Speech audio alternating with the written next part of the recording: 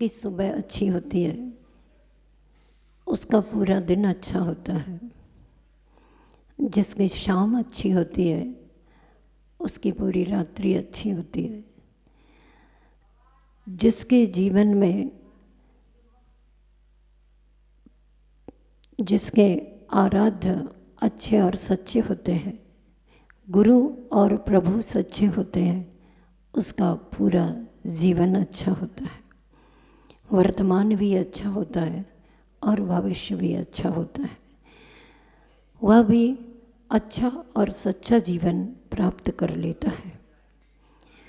आज आप सभी लोगों ने आज प्रभु शांतिनाथ स्वामी जी का अभिषेक और शांति धारा करके अपना दिन अच्छा किया है, अपने दिन को सार्थक किया है। प्रतिदिन अनर्थ का कार्य करते हैं, व्यर्थ का कार्य करते हैं, व्यर्थ का विचार करते हैं, व्यर्थ की बातचीत करते हैं, व्यर्थ के कार्य करते हैं। ये हमें अवलोकन करना चाहिए। आचार्य समंतभद्र स्वामी जी ने रत्नकरंड श्रावकाचार्य में अनर्थ दंडों को 5 भेदों के रूप में प्रदर्शित किया है, जिसमें से आप लोग पापोपदेश और हिंसा दान के बारे में सुन चुके हैं। आज अपन विचार करेंगे अपध्यान के बारे में। अपध्यान के विषय में उन्होंने अपध्यान को परिभाषित करते हुए लिखा है, वधबंधच्छेदादेद द्वेषाद्रागाच वर्गलत्रादे आध्यानम अपध्यानम शासति जिन शासने विशदाह। अर्थात जो द्वेष से, राग से किसी को भी, किसी भी प्राणी को मारने का, सताने का, बंधन में डालने का अथवा अन्य किसी विचार से निष्प्रयोजन विचार करता है, वह विचार अपध्यान की कोटि में आता है। हम देखते हैं कि व्यक्ति सार्थक विचार, सार्थक वार्ता, सार्थक कार्य अपने जीवन में करता है, लेकिन उसकी संख्या कम होती है और अनर्थ का, अर्थ का विचार कई बार करता रहता है। उसका उसे भान भी नहीं होता। कभी कभी हंसी मजाक में ही बहुत कुछ ऐसे काम कर जाता है, ऐसी बातें कर जाता है जो उसके जीवन में अत्यधिक पाप का अर्जन करने में कारण बन जाता है। हम अवलोकन करें अपने जीवन में कि हम ऐसा क्या करते हैं जिससे हमारा अनर्थ दंड का पाप संचित होता चला जाता है। हम अपने मन पर कंट्रोल नहीं कर पाते हैं। हम अपने मन को नासमझी से समझदारी की ओर नहीं ला पाते हैं। इसीलिए यह मन हमेशा नासमझी से बहुत कुछ व्यर्थ के कार्य करता है। आचार्य श्री जी ने कहा ही है, आपने कल सुना भी था, कि हम अधिक पढ़े लिखे हैं, कम समझदार। अर्थात हमने पढ़ना लिखना तो बहुत कर लिया, शास्त्रों का पठन पाठन भी बहुत कर दिया, लेकिन व्यर्थ के कार्यों से नहीं बचे तो हमारे पास समझदारी नहीं कहलाएगी। आज दुनिया में पढ़ने लिखने वाले लोग बहुत हैं, लेकिन समझदारी से काम करने वाले लोगों की कमी है, जो अपने जीवन में अपनी समझ का सदुपयोग करते हैं, वे पुण्य का अर्जन करते हैं और पाप का विसर्जन करते हैं और अपने मानव जीवन को सफल करते हैं। मन के द्वारा व्यक्ति बहुत सारे कैसे कैसे विचार करता है।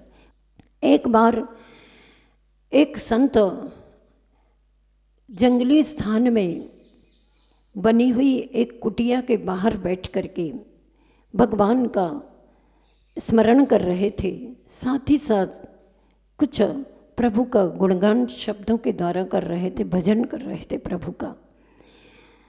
अचानक वहाँ से सिकंदर निकलते हैं और उनकी दृष्टि उस संत पर पहुँचती है। वो देखते हैं कि ये कौन है निकट जाते हैं और जाकर के उनके मुखारविंद से निकलते हुए प्रभु के गुणगानों को सुन करके उनके मन में जिज्ञासा आती है कि मैं इसका परिचय प्राप्त करूं, आखिर ये कौन है। और जब संत शांत हुए, चुप हो गए, तो सिकंदर ने कहा, मैं आपका परिचय जानना चाहता हूँ, क्या आप मुझे अपना परिचय देंगे। तब उस संत ने कहा कि मैं सम्राट हूँ। बस इतना उत्तर सुनकर के सिकंदर विचार करता है कि ना इनकी कोई वेशभूषा ऐसी है जो सम्राट जैसी दिख रही हो, इनके तन पर तो कपड़े भी नहीं हैं, और ना इनके जीवन का रंग ढंग कुछ भी ऐसा नहीं लग रहा।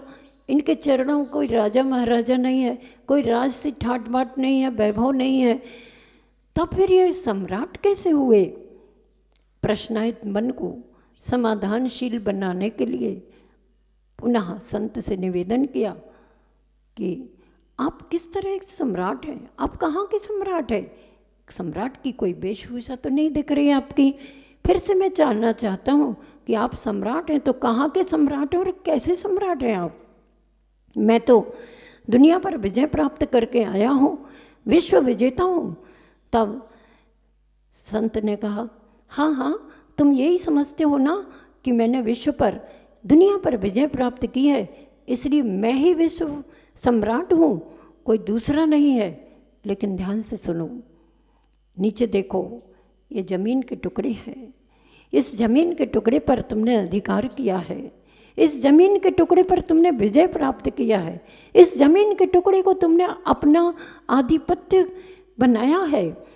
हो सकता है कल के दिन कोई दूसरा आएगा और वह दूसरा उस जमीन के टुकड़े पर अपना अधिकार जमाएगा, उसको जीत लेगा, उसका स्वामित्व प्राप्त कर लेगा। तुम कैसे सम्राट हो। तो सिकंदर पूछे, आप कैसे सम्राट हैं, ये सिद्ध करके बताओ। मैं तो मानता हूँ कि मैं कैसे सम्राट हूँ, मैंने विश्व पर विजय प्राप्त की। तब संत ने सिकंदर के प्रश्नायत मन को समाधानशील करते हुए कहा कि देखो, ये जमीन का साम्राज्य होने के साथ साथ व्यक्ति के पास अपना एक मनोराज्य होता है, वह विशाल राज्य होता है। उस राज्य पर विजय प्राप्त करना हंसी खेल नहीं होता है, सबके बस की बात नहीं होता है। मैंने अपने इस जो अपध्यान करने वाला मन है, जिस किसी के प्रति कुछ भी सोचने विचार करने वाला मन है, किसी की विजय किसी की पराजय हो जाए ऐसा विचार करने वाला जो मन है, उस मन पर मैंने विजय प्राप्त कर ली है, इसलिए मैं अपने मनोराज्य का सम्राट हूँ। बस इतना सुना कि सिकंदर अपने आप को सत्य के धरातल पर पाता है, उसे सत्य समझ में आ जाता है और साधु के चरणों में नतमस्तक हो जाता है और कहता है, मनोविजेता जगतो विजेता। अर्थात जो मन पर विजय प्राप्त कर लेता है, वास्तव में वही जगत का विजेता माना जाता है। अतः ऐसे प्रसंगों से हमें अपने मन पर कंट्रोल करने का, अपने मन पर विजय प्राप्त करने का प्रयास करना चाहिए। अपने मन को फालतू विचारों से बचाने का प्रयास करें, अनर्थ दंड के पाप से बचने का प्रयास करें, अपनी नासमझी को समाप्त करें और समझदारी को स्वीकार करें, जीवन को सार्थक करें। जय बोलो श्री भगवान महावीर स्वामी जी की।